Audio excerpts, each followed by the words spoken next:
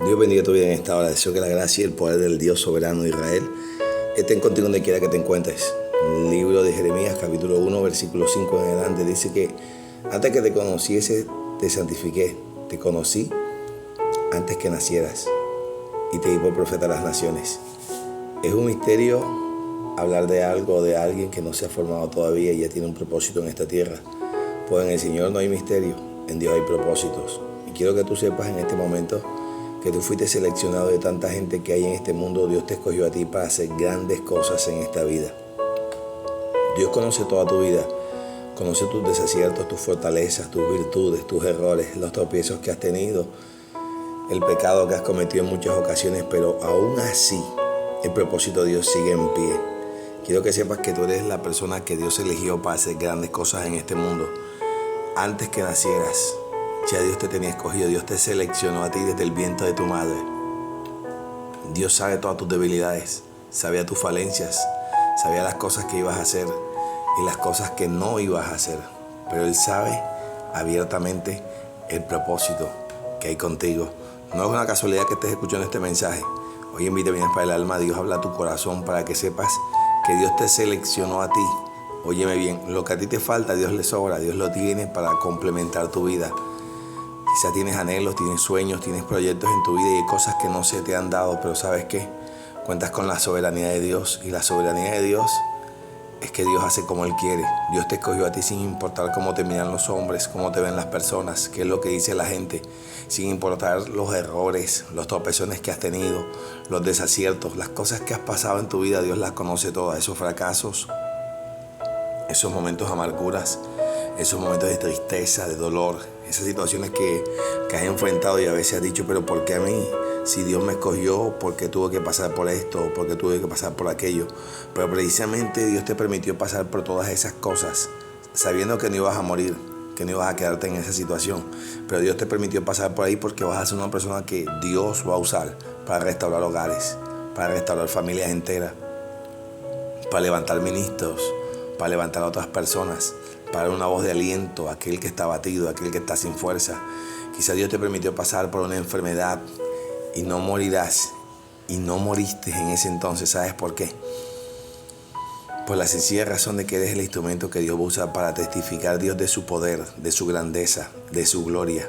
Y es que eres un instrumento que Dios te va a usar con sanidades, con milagros, con prodigios. Quizás no has entendido el por qué tantas cosas, tantas amarguras, y a veces te preguntas, ¿por qué a mí? Y resulta que eres tú el instrumento que Dios le plació escoger para rescatar a mucha gente de una condición bastante baja, de una condición bastante difícil.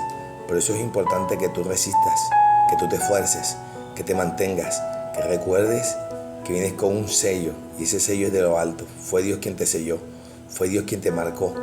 Tú llevas las marcas del Evangelio en tu sangre, aunque te apartes, aunque huyas, aunque te escondas, aunque has hecho cosas que no han sido agradables a su presencia. Su amor por ti va mucho más allá de lo que tú te imaginas. Antes de que nacieras, ya Dios te amaba. El Dios que te amó ayer te sigue amando hoy. Sus planes siguen en pie.